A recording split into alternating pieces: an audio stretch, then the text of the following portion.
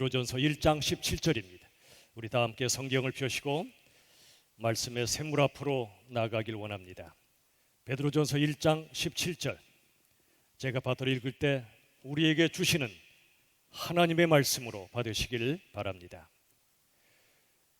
외모로 보시지 않고 각 사람의 행위대로 심판하시는 이를 너희가 아버지라 부른즉 너희가 나그네로 있을 때를 두려움으로 지내라.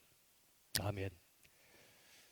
기본 회복 시리즈 35번째 시간, 이제 오늘과 다음 주는 두려움의 회복이라는 제목의 메시지를 나누도록 하겠습니다. 여러분에게 묻겠습니다. 여러분은 정말 무엇을 또는 누구를 두려워하십니까? 성경엔 두려워하지 말라는 말씀이 무려 366번이나 나옵니다.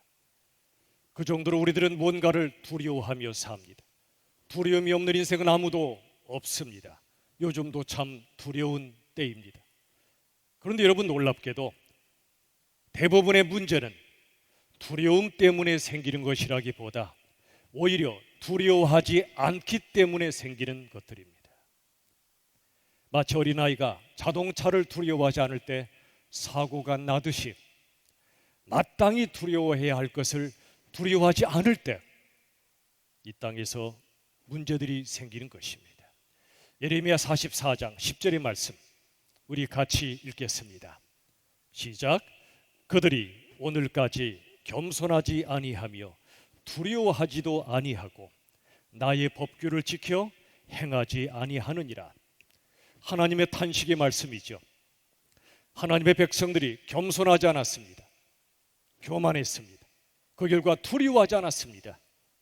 하나님의 말씀과 법규를 행하지 않았습니다. 그들이 불순종했던 이유가 하나님을 향한 두려움이 없었기 때문입니다. 오늘 본문의 말씀을 같이 읽겠습니다. 베드로전서 1장 17절 같이 있습니다. 시작.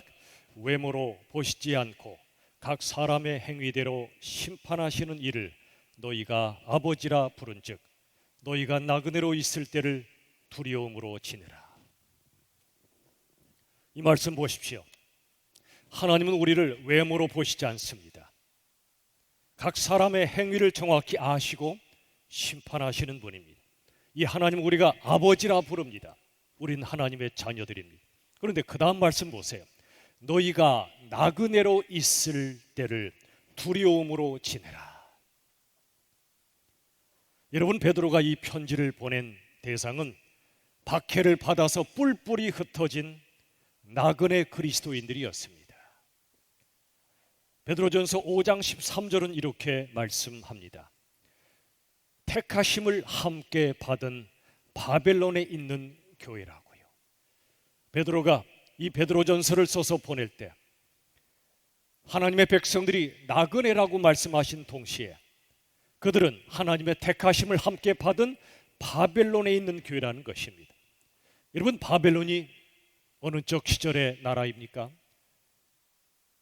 구약시대 BC 586년 하나님의 백성들을 포로로 잡아갔던 나라가 바벨론입니다.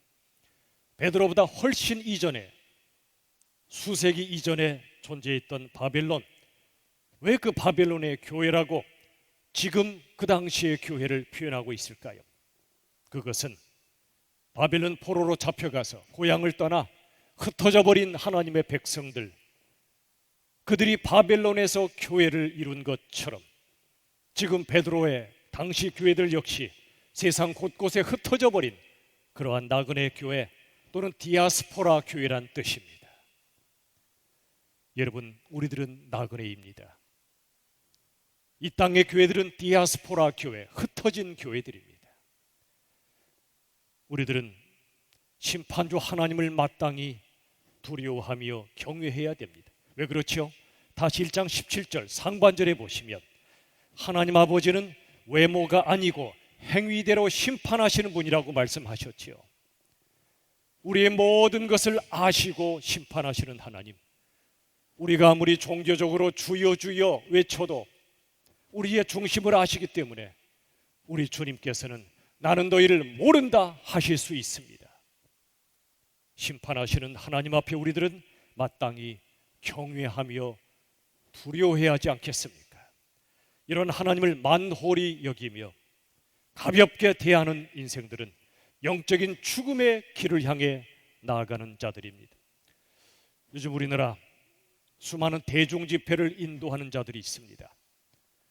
그들의 말을 들어보면 거친 언어가 난무하고 있습니다. 자신은 옳다고 믿고 누군가를 향하여 막말과 거친 언어를 난사하지만 그것이 과연 하나님의 뜻일까요? 더 나아가 그들은 거룩하신 하나님의 이름을 망령도 일컫기도 합니다.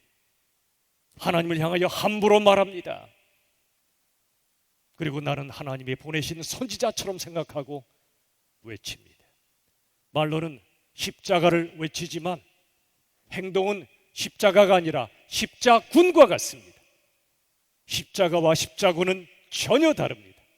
십자가는 내가 죽어 당신을 살리는 것이지만 십자군은 내 손에 무기를 들고 누군가를 죽임으로 내가 옳다는 것을 증명하려고 하는 자들입니다.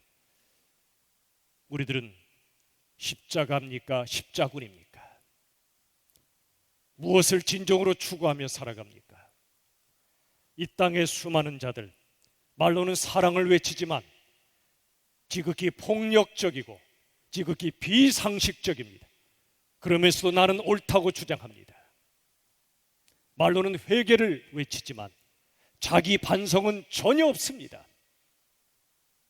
남들의 부족함은 사정없이 후벼내지만 나 자신의 지독한 잘못에 대해서는 진정으로 회개하지 않습니다.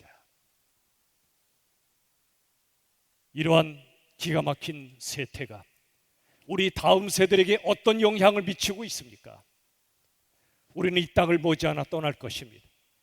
이 땅에 하나님 나라를 이어가야 할, 교회를 이어가야 할 우리 다음 세대가 지금 기독교 혐오가 얼마나 가득한지 모릅니다. 누구 탓입니까? 우리들 탓입니다. 우리 부모 세대 탓입니다. 하나님의 말씀과 진리를, 복음의 신비를, 십자가의 복음을 제대로 깨닫지 못한 채 십자군처럼 폭력적으로 말하고 행동하는, 진정한 회개가 존재하지 않는 이 땅의 수많은 부모 세대 그리스도인들 때문에 우리 자녀 세대가 영적으로 죽어가고 있다는 사실을 우리들은 깨달아야 합니다. 옛날에 베드로 시대는 네로 황제를 포함한 이 세상의 제국, 그들의 악한 권력 때문에 박해를 받았습니다. 지금은 박해보다도 조롱과 혐오를 받고 있습니다. 그들은 나는 교회를 위하여 한다고 말합니다. 그런데 그들은 지금 교회의 미래를 열심히 파괴하고 있습니다. 어느 교회 초등부 학생이 선포했습니다. 나 더 이상 교회 안 나오겠다고. 친구들에게 너 교회 다니지? 조롱하는 걸 더 이상 견딜 수 없다는 것입니다. 이 땅의 목사들과 어른 그리스도인들이 하는 행동 때문에 우리 자녀 세대가 이제 예수 믿는 것을 지극히 부끄러워해야 하는 이 시대, 그래서 그들이 창피해서 예수님 안 믿겠다고 하는 이 시대, 예수 안 믿던 이 땅의 수많은 백성들과 수많은 다음 세대 청년, 청소년, 어린이까지 하나님을 급속도로 떠나는 이 시대, 누구 책임입니까? 우리 책임입니다. 하나님의 말씀을 제대로 깨닫지 못한 채 영적인 무지로, 잘못된 열심으로 하나님의 영광을 운운하지만 하나님의 영광을 땅바닥에 떨어뜨리는 이 참담한 시대에 우리가 하나님 앞에 어떻게 서야 할지 모르겠습니다. 너무나 슬프고 통탄스러운 일이 벌어지고 있습니다. 에스겔 22장 23절 이하에는 이런 이야기가 등장합니다. 예루살렘이 멸망해서 바벨론 포로로 잡혀가기까지 왕과 관리들, 그리고 제사장과 선지자들이 철저히 타락했습니다. 왕과 관리들은 정치 지도자들입니다. 제사장과 선지자들은 영적 지도자들입니다. 이들이 책임자가 아니라 권력자가 됐습니다. 목자가 아니라 권력자가 되었습니다.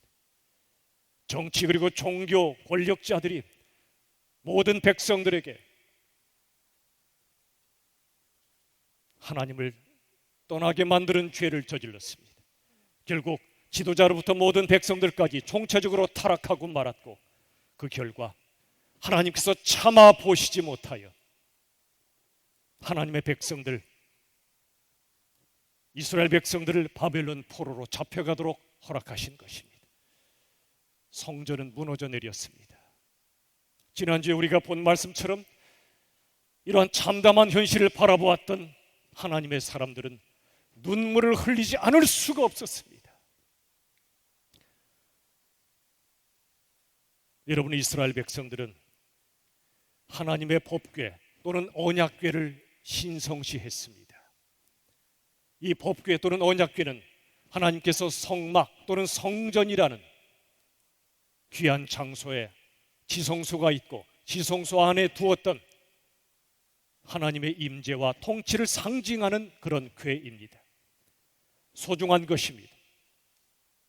하나님이 항상 너희 속에 존재하신다. 너희 안에 삶의 현장에 계시니 하나님 말씀 앞에 순종하라. 하나님을 두려워하며 경외하라는 그런 증거가 바로 이 언약궤였습니다. 그런데 이스라엘 백성들은 전쟁이 일어나면 이 언약궤를 가지고 출전했습니다.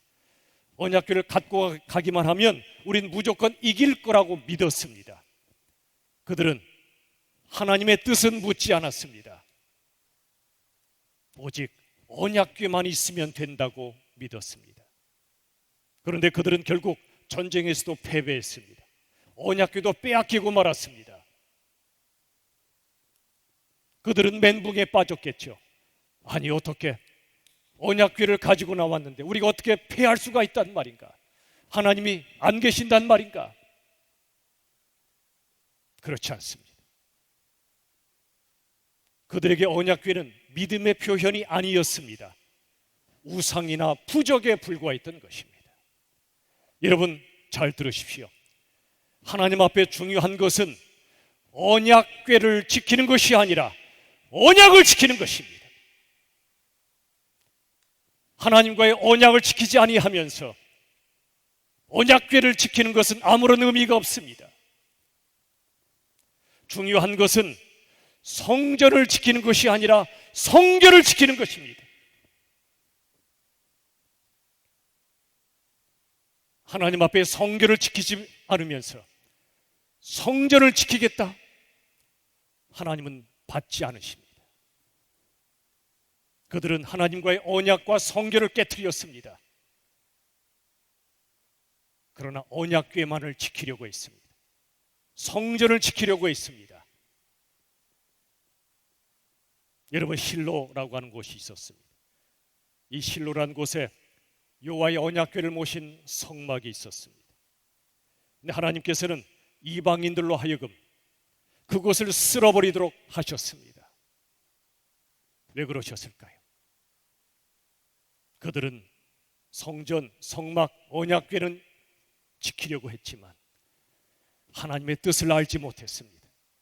그들의 종교적 열심은 대단했지만 그들의 중심과 그들의 마음과 그들의 삶에는 하나님의 말씀에 진정한 순종이 없었습니다. 교만했든지 무지했든지 했습니다. 하나님의 뜻을 알고도 순종하지 않는 건 교만이요, 하나님의 뜻을 알지 못한 채 불순종한 건 무지였습니다. 오늘날에도 우리를 포함하여 이 땅의 수많은 종교 지도자들과 종교인들이 교만 아니면 무지에 빠져 있지 않나 생각해 봅니다. 요즘 코로나가 또다시 확산 중에 있습니다. 그런데 현장 예배에 목숨을 걸겠다는 분들이 계십니다. 저는 그분들이 나름 순수한 분들이라 믿습니다. 예배는 목숨과 같은 소중한 일입니다. 예배는 지켜내야 됩니다. 그런데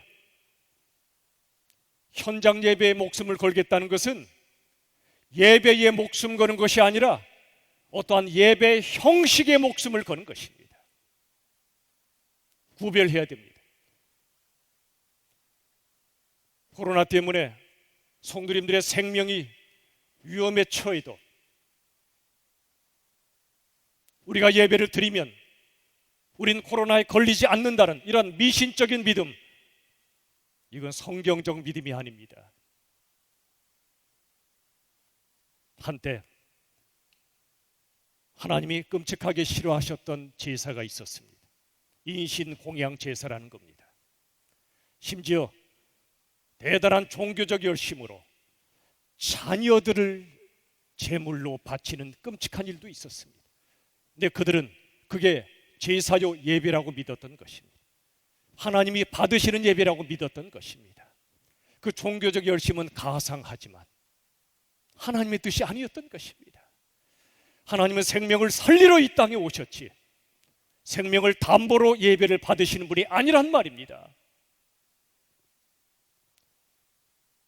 아무리 위험해도 무조건 한 공간에 모여야만 그게 예배라고 생각하는 것은 마치 언약궤를, 눈에 보이는 언약궤를 전쟁터에 갖고 가겠다는 생각과 다르지 않습니다. 우리 정신 똑바로 차려야 됩니다. 여러분, 형식도 소중합니다. 그릇이 없으면 물을 담을 수 없지요. 그러므로 형식이 있어야 내용도 담는 법입니다. 그러므로 예배당도 필요합니다. 예배 형식도 소중합니다. 그러나 하나님께서는 형식보다도 우리의 마음을 훨씬 더 소중히 여기십니다. 우리의 마음이 하나님을 떠나면 어떤 형식도 무용지물입니다. 모든 성전 또 제사, 예배, 우리의 마음이 하나님을 떠나면 그건 한낱 우상 숭배에 불과합니다.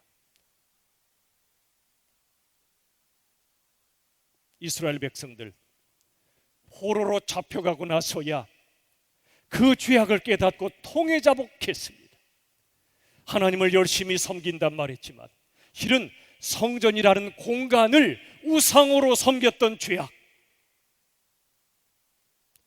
실은 내 욕망을 채우기 위해 하나님을 믿었고 하나님의 말씀에 불순종했던 죄악을 그들은 깨닫고 회개하기 시작했던 것입니다. 그들은 70년 포로 생활을 하면서 모세 오경 두루마리를 잘 보존했습니다. 두루마리 자체가 중요한 것이 아니라 그 속에 쓰여진 하나님의 말씀을 떨리는 마음으로 읽기 시작했단 말입니다.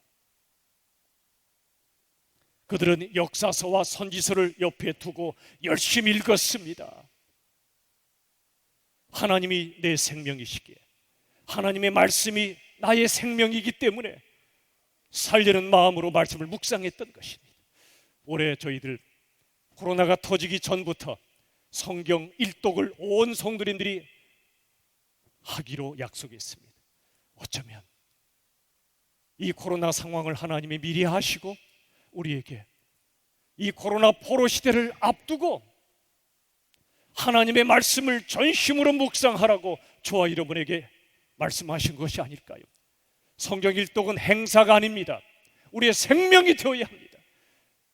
바빌론 포로지에서 하나님의 말씀을 묵상하지 않으면 그들은 살 수가 없었습니다. 기도하지 않으면 살 수가 없었습니다. 영적 양식을 먹지 않으면 아무리 많이 먹어도 그들은 배고팠고 영적 호흡인 기도를 드리지 않으면 그들은 숨 쉴 수가 없었기 때문에 종교 의무나 의식이 아니라 그들의 생명을 걸고 말씀과 기도의 삶을 살았던 것입니다. 지금이라도 성경 일독 시작하십시오. 하다 중단하신 분들 다시 시작하십시오. 밥은 굶어도 말씀은 굶지 마십시오. 사랑하는 여러분, 이스라엘 백성들 성전이 있었던 고향에서는 형식적으로 신앙생활했던 이들이었는데 이제 성전도 없는 포로지에 와서 하나님을 진정으로 섬기기 시작한 것입니다. 보이는 성전은 빼앗겼지만, 보이는 성전은 무너져 버렸지만, 그들은 하나님 앞에 진정한 신앙으로 나아가기 시작한 것입니다. 이 코로나 등 수많은 고난 때문에 하나님을 떠나는 사람들이 있고 하나님을 향해 달려가는 사람들이 있습니다. 똑같은 바람이 불어와도 쓰레기 더미에서는 악취가 나고 꽃밭에서는 향기가 나는 법입니다. 똑같은 환난의 바람이 불어와도 하나님을 떠나고 죄악의 악취를 풍기는 인생들이 있고, 이 고난의 바람이 불어올 때 오히려 더 회개하며 성결을 추구하며 더욱더 사랑하며 진정한 예배를 드리는 향기로운 그리스도인들이 있게 마련입니다. 우리들은 어느 쪽입니까? 여러분, 우리가 두려워해야 할 것은 재산과 집을 뺏기고 성전과 예배당을 뺏기며 건강과 사람을 뺏기는 것, 그게 우리가 두려워할 것이 아닙니다. 우리가 정말 두려워해야 할 것은 하나님을 두려워하지 않는 것입니다. 다시요, 우리가 정말 두려워해야 할 것은 하나님을 두려워하지 않게 되는 것이란 말입니다. 여러분, 하나님 없이도 이 세상 잘 돌아가는 것처럼 보입니다. 하나님 안 믿는 사람들도 잘 살아가는 것처럼 보입니다. 그래서 시편 73편을 썼던 기자는 시험 들어버렸습니다. 하나님 안 믿는 자들이 땅땅거리며 살고 하나님 믿는 자들은 오히려 고난을 감내하며 사는 모습을 보고, 하나님 계신 거 맞습니까? 우리가 하나님을 믿는 게 무슨 의미가 있습니까? 시험 들어버렸습니다. 그러다가 그가 발견합니다.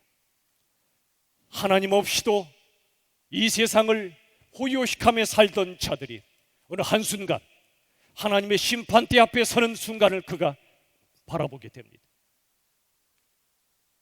하나님 없이 높아졌던 자들이 지옥의 나락으로 떨어지는 걸 보는 순간 시편 기자가 깨닫게 됩니다. 고백하게 됩니다. 하나님은 살아계셨군요. 악한 자들을 하나님이 회개하기를 기다리고 계시는 거지, 이 땅에 하나님이 안 계신 것이 아닙니다. 하나님이 통치하지 않으시는 게 아닙니다. 우리가 정말 두려워할 것이 뭐라고요? 하나님 없이 사는 것, 하나님을 두려워하지 않는 것. 내가 그렇게 될까 봐 두려워해야 합니다. 내 자녀들이 하나님 없이 살까 봐, 하나님 없이 성공할까 봐 두려워해야 됩니다. 마태복음 10장 28절, 몸은 죽여도 영혼은 능히 죽이지 못하는 자들을 두려워하지 말고 오직 몸과 영혼을 능히 지옥에 멸하실 수 있는 이를 두려워하라. 두려워하지 말라. 누구를요? 몸은 죽여도 영혼은 죽이지 못하는 자들은 두려워할 필요가 없습니다. 그들이 우리 믿는 자들을 죽이면 우리는 곧바로 천국으로 직행합니다. 얼마나 좋아요. 그러니 두려워할 게 없어요. 반대로 두려워할 게 뭡니까? 우리의 몸과 영혼을 능히 지옥에 멸하실 수 있는 심판주 하나님만을 두려워하라고 말씀하여 주십니다. 이사야 6장 5절 말씀, 이사야의 고백입니다. 화로다, 나여 망하게 되었도다. 나는 입술이 부정한 사람이요. 내 입술이 얼마나 더러운가를 깨닫습니다. 내 입술로 얼마나 많은 사람을 아프게 했고 하나님 이름을 망령되이 걸었는가를 생각할 때 이사야의 고백이 나와야 되지 않겠습니까? 화로다, 나여 망하게 되었도다. 하나님 앞에 설 수 없게 되었다는 것입니다. 사도행전 2장 37절, 베드로와 사도들의 복음을 듣고 이스라엘 백성들이 했던 고백입니다. 그들이 이 말을 듣고 마음이 찔려 형제들아 우리가 어찌할꼬라고 외쳤습니다. 우리가 죽였던 예수님이 하나님이시라는 걸 그들이 깨닫고 마음이 찔려 어찌할꼬라는 탄식으로 두려워 떨며 외쳤습니다. 로마서 7장 24절, 사도 바울의 고백입니다. 오호라 나는 곤고한 사람이로다. 이 사망의 몸에서 누가 나를 건져내리야. 예수님의 십자가 은혜가 아니면, 십자가 보혈의 은혜가 아니면, 예수님께서 우리의 죄를 대신하여 죽으시는 이 십자가의 은혜가 아니면 나는 지옥으로 갈 수밖에 없는 죄인임을 깨달았습니다. 그래서 바울은 외쳤습니다. 나는 곤고한 사람이로다. 이 사망의 몸에서 누가 나를 건져내랴. 오직 예수님밖에는 건져낼 분이 안 계심을 고백했던 것입니다. 히브리서 10장 31절, 살아계신 하나님의 손에 빠져들어가는 것이 무서울진저. 믿음을 가지면 하나님을 알게 됩니다. 하나님이 어떤 분인가를 제대로 알게 됩니다. 그럼 이런 고백이 나옵니다. 살아계신 하나님, 우리의 모든 걸 아시고 다스리시고 심판하시는 하나님의 손에 빠져들어가는 것이 무서울진저. 내가 얼마나 죄인가를 깨달으면, 내가 얼마나 교만하고 탐욕스럽고 영적으로 무지한가를 깨달으면, 하나님의 뜻을 알지 못한 채 함부로 말했고 행동했던 죄인임을 깨달으면 살아계신 하나님의 손에 내가 빠져들어가는 것이 얼마나 무서운지를 깨닫게 됩니다.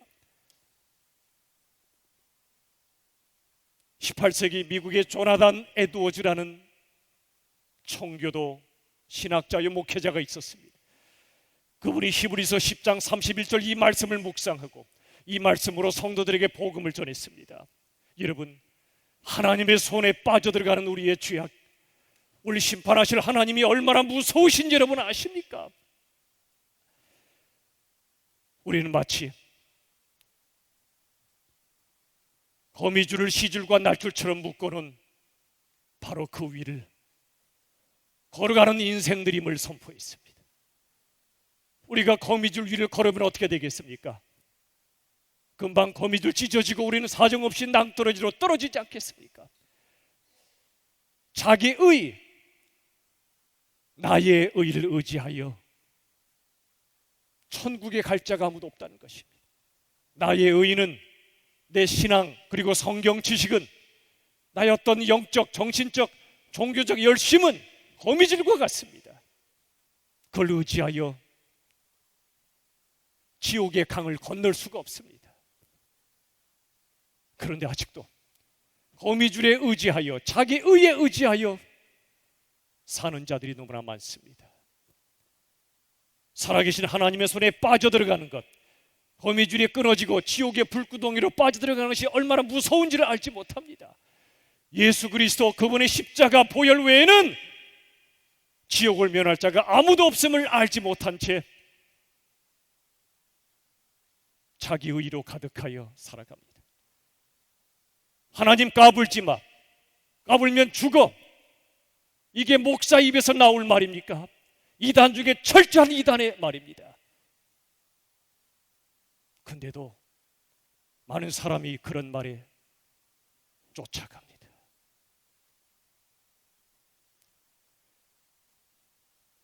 저도 마찬가지입니다. 제가 있던 수많은 말들 가운데 하나님의 손에 빠져들어갈 수밖에 없는 그런 수많은 말들을 저도 토해내면서 살았습니다. 그런 죄인입니다. 여러분 어떻습니까? 누군가를 비난함으로 끝내지 말고 나 자신은 어떻습니까? 교만, 탐욕, 무지, 우리의 실체 아닙니까?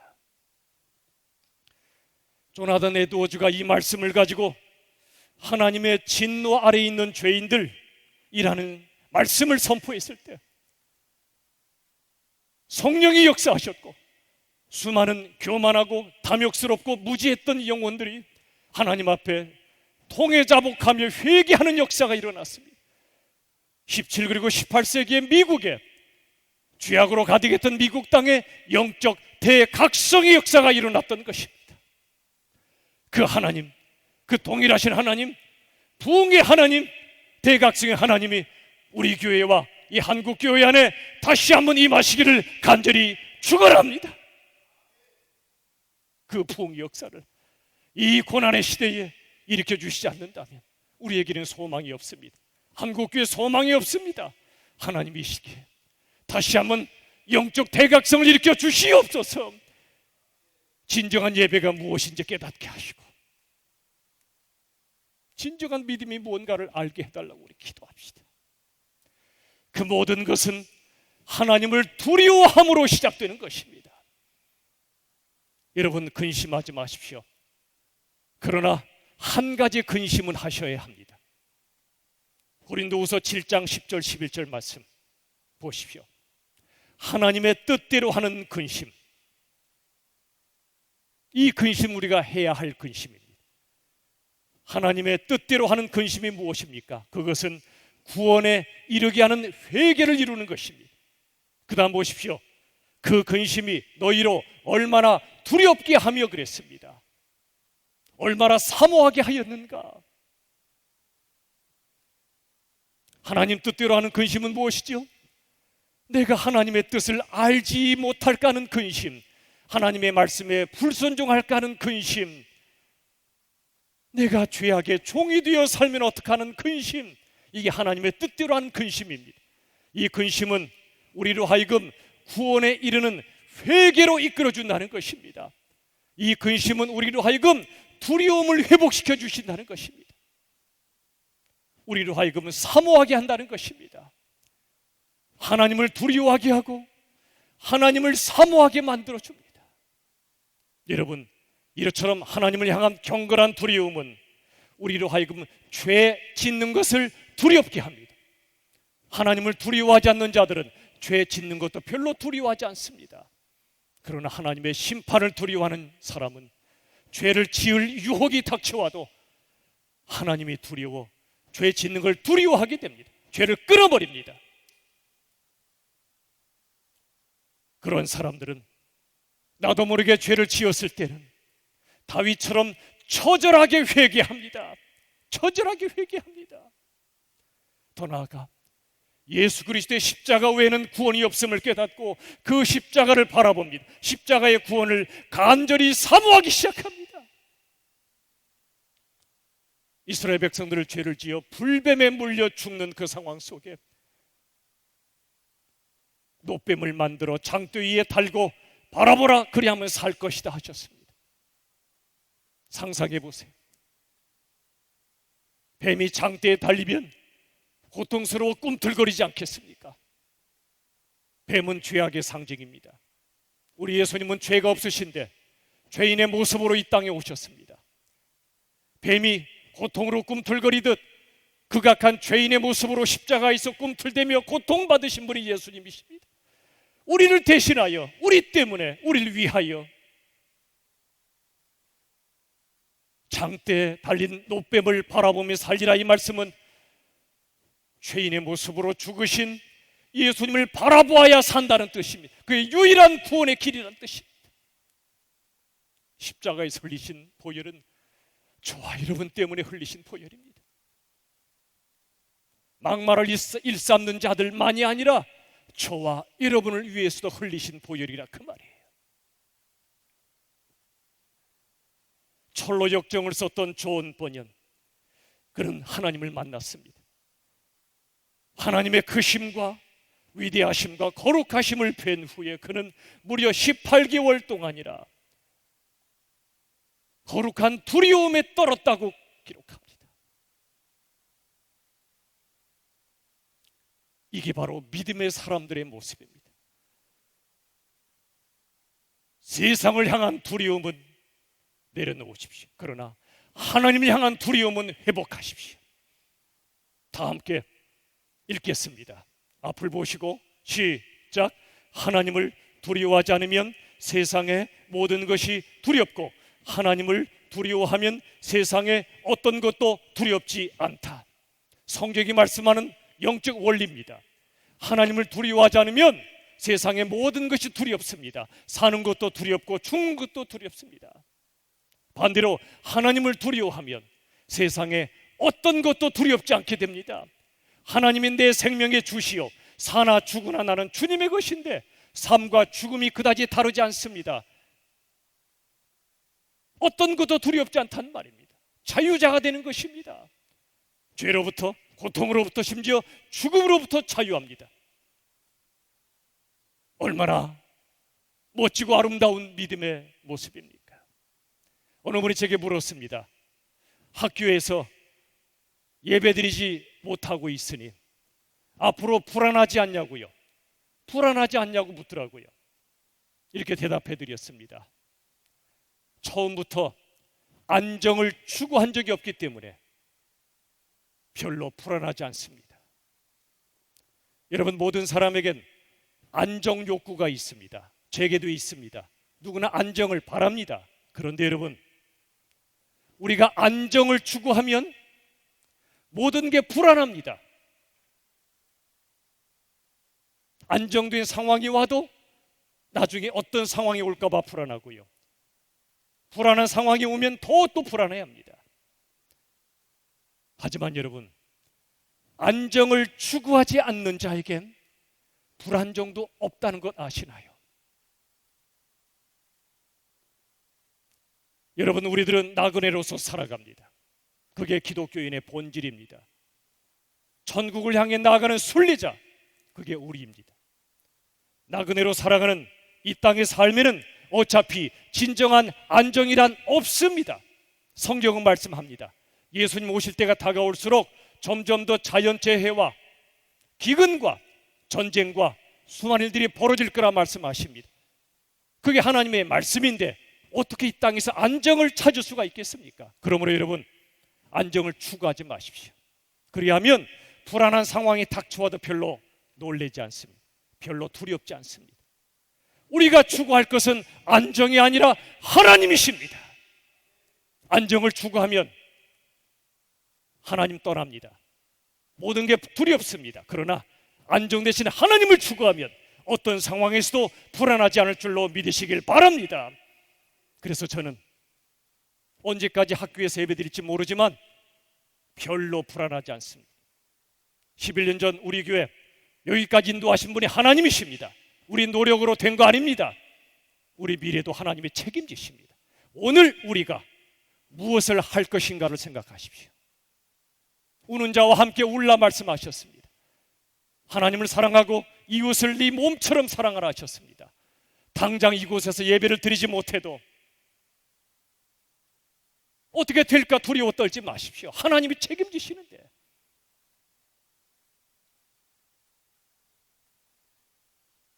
하나님을 추구하고 하나님만 두려워하면 우리는 어떤 상황에서도 담대하게 될 줄로 저는 믿습니다. 우리가 두려워할 건 세상이 아니고 하나님이에요. 우리가 추구할 건 안정이 아니라 하나님이란 말입니다. 지금 한국교회는 바벨론에 있는 교회입니다. 여러분, 우리가 착각하면 안 됩니다. 인정해야 할 것이 있습니다. 뭐죠? 기독교는 더 이상 이 한국의 주류가 아닙니다. 중심이 아닙니다. 한국 기독교는 한국 사회 속의 비주류이고 변방이 되었습니다. 인정하기 싫으십니까? 저도 그래요. 그러나 사실입니다. 종교 중에 기독교 숫자가 제일 많다고요? 천만의 말씀입니다. 허수입니다. 급속도로 떠나고 있습니다. 우리나라 예수 안 믿는 사람들이 예수 믿는 사람보다 훨씬 많습니다. 그리고 지금은 기독교 혐오의 시대입니다. 우리 책임입니다. 예수님의 영광을 우리가 땅에 깔아 뭉개버렸습니다. 종교인들, 종교 지도자들, 저 같은 자들의 죄 때문에 기독교를 조롱하는 눈물 나는 세상이 되었단 말입니다. 우린 나그네입니다. 베드로 당시 베드로전서 쓰여진 그때도 로마 황제에게 핍박을 받아 흩어져 있던 그들처럼 우리도 이제는 오늘날의 핍박인 조롱 속에 살아야 하는 시간을 감내해야 됩니다. 묵묵히 십자가를 져야 합니다. 욕을 더 들어야 됩니다. 그리고 내 마음과 내 삶을 통해 하나님이 살아계시고 예수님이 우리의 주님이신 것을 큰 소리가 아니라 조용하게 내가 십자가 치는 모습을 통해 예수님 우리가 드러내야 되지 않겠습니까?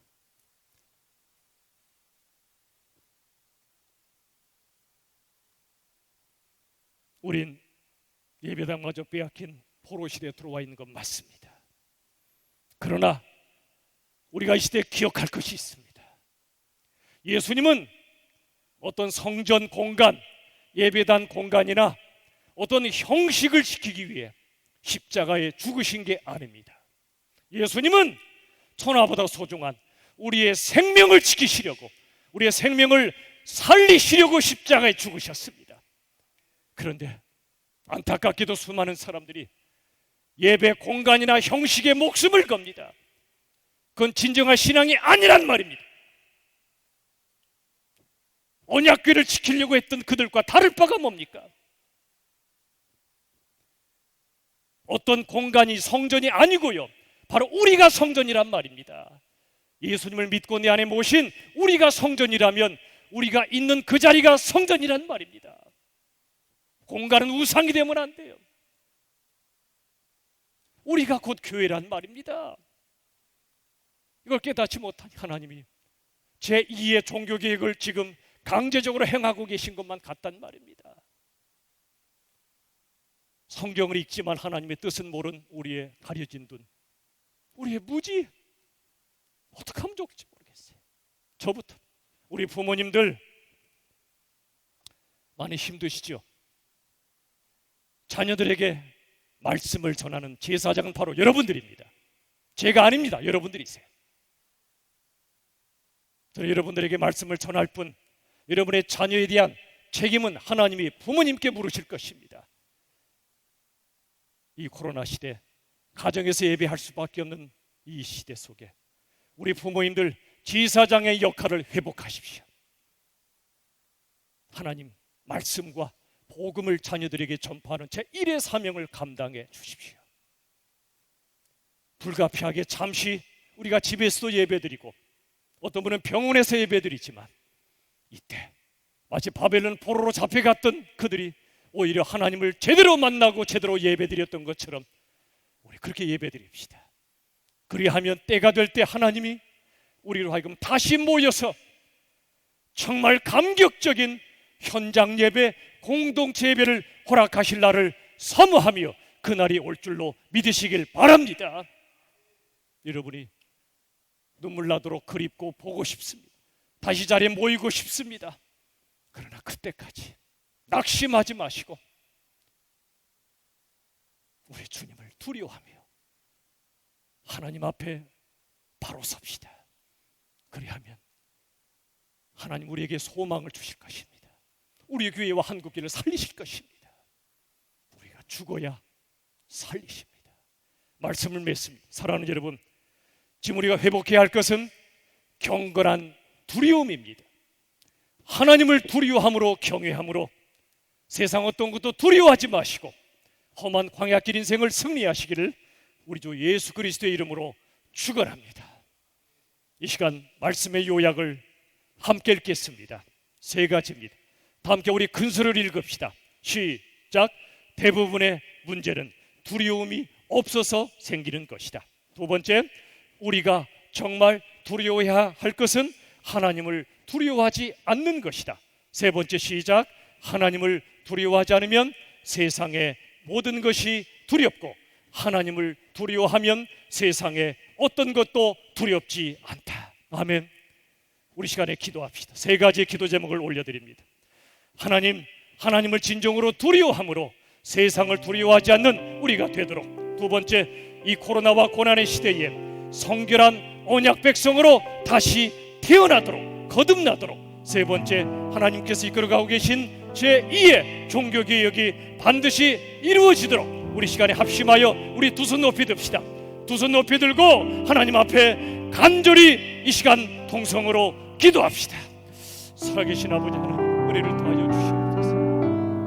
오 주님, 하나님을 두려워하지 않고 교만하며 욕망 속에 무지함으로 살아왔던 저희들 용서하여 주시옵소서. 하나님을 두려워함으로 진정으로 어떤 것도 두려워하지 않는 하나님의 백성을 되게 하여 주시옵소서. 아버지, 코로나의 고난의 시대에 아버지 하나님 다시 한번 성결한 언약 백성으로 거듭나도록 주여 도와주시옵소서. 하나님 그러고 계신 제2의 종교에 반드시 이루어지도록 주여 도와주옵소서. 저에게 우리에게 이루어지게 하시고 이 땅의 백성 이 나라의 백성을 하나님 불쌍히 계시고 하나님 제2의 종교에 반드시 이루어지도록 주님 도와주시옵소서. 아버지여 긍휼을 베풀어 주시옵소서. 아버지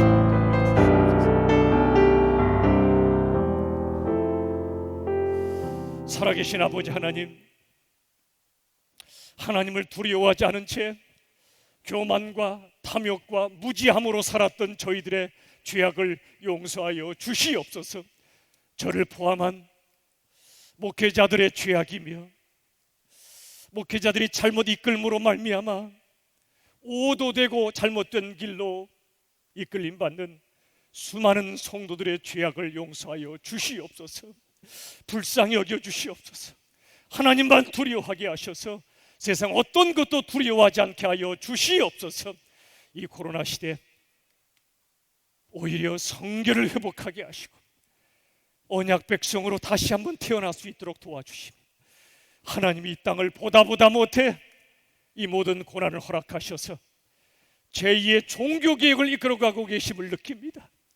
하나님의 이끄심 앞에, 하나님의 강권하시는 사랑 앞에, 그 징계 앞에 겸손히 무릎 꿇고 죄인임을 고백하며 고개 쳐들지 않고 통일자복하는 우리 종교 지도자들과 이 땅의 정치 지도자들과 모든 성도들 그리고 이 나라의 백성 되게 하여 주시옵소서.